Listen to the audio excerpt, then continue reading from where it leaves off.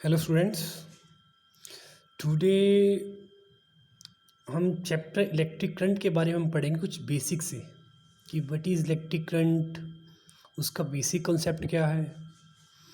चलिए let us start. हम start करते हैं टॉपिक से कि फ़र्स्ट ऑफ ऑल हम जैसे ऑलरेडी 9th क्लास में पढ़ चुके हैं कि जैसे एटम है, एटम के अंदर 3 तरह के पार्टिकल्स होते हैं।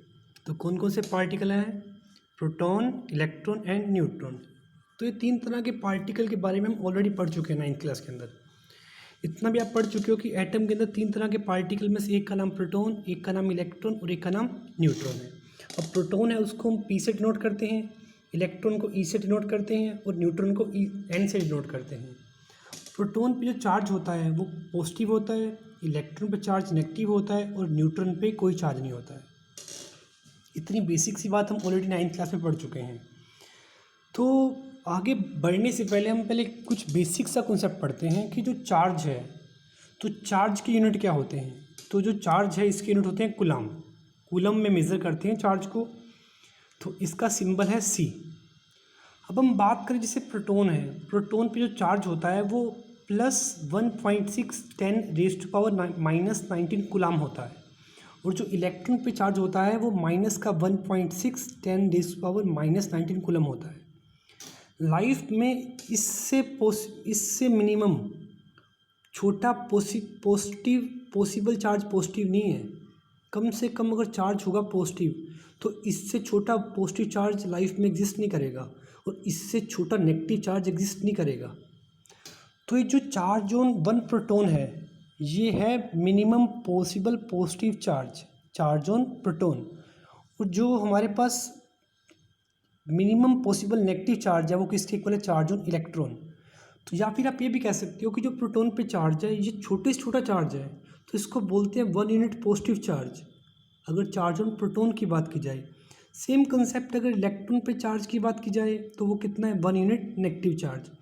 अगर आपको कहीं पे टॉपिक ये आए कि 1 यूनिट पॉजिटिव चार्ज या कहीं पे आप वर्ड सुने 1 यूनिट नेगेटिव चार्ज, तो इसका मीनिंग वो कम से कम +1.6 10⁻⁻19 कूलम पॉजिटिव या नेगेटिव की बात कर रहा है।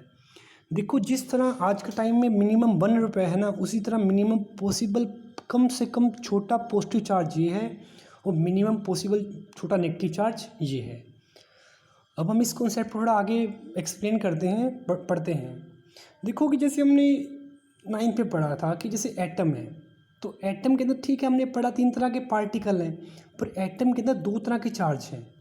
एक होता है बाउंड चार्ज और एक होता है फ्री चार्ज। ये कौन सा चार्ज आ गया? ऐसा तो आपने कुछ पढ़ा ही नहीं है कि बाउंड चार्ज क्या होता है और फ्री चार्ज क्या होता है।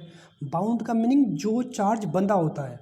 तो एटम के अंदर एटम के न्यूक्लियस के अंदर एक प्रोटॉन नाम का जो पार्टिकल होता है उसके चार्ज को आप एटम से बाहर नहीं निकाल सकते हो, उसको आप वहाँ से बाहर नहीं निकाल पाएंगे। बट एटम के अंदर जो इलेक्ट्रॉन है आउटर मोस्ट शेल के, उसको आप एटम से क्या करवा सकते हो? फ्री। अगर आप एटम को हीट करें, जैसे ये वाले हम बात करें, ये अगर ये एटम है तो एटम के जो यहाँ पे लास्ट शेल के इलेक्ट्रॉन है, अगर एटम को हीट करें तो ये जो लास्ट शेल के इलेक्ट्रॉन है उस एटम को छोड़ के वहाँ से क्या जाएंगे? बाहर। उसके बाद वो जो इलेक्ट्रॉन है वो क्या कहलाएंगे? फ्री इलेक्ट्रॉन कहलाएंगे। तो यही बेसिक कॉन्सेप्ट है हमारे पास कि फ्री इलेक्ट्रॉन क्या होते हैं। तो जैसे हम बात करेंगे जैसे एटम है, अगर एटम को एनर्जी दें तो वो एनर्जी उसके 3 तरह के पार्टिकल यूज़ करते हैं, पर उसमें से 3 तरह के पार्टिकल में से 2 तरह के पार्टिकल उस एनर्जी को यूज़ नहीं कर पाते। कौन कौन? प्रोटॉन और न्यूट्रॉन। पर जो आउटर मोस्ट शेल के इलेक्ट्रॉन है वो उस एनर्जी को यूज़ कर सकते हैं। जैसे वो उस एनर्जी को यूज़ करते हैं तो वो एटम के अंदर जो इलेक्ट्रॉन लास्ट शेल के हैं वहाँ से क्या जाएंगे? फ्री।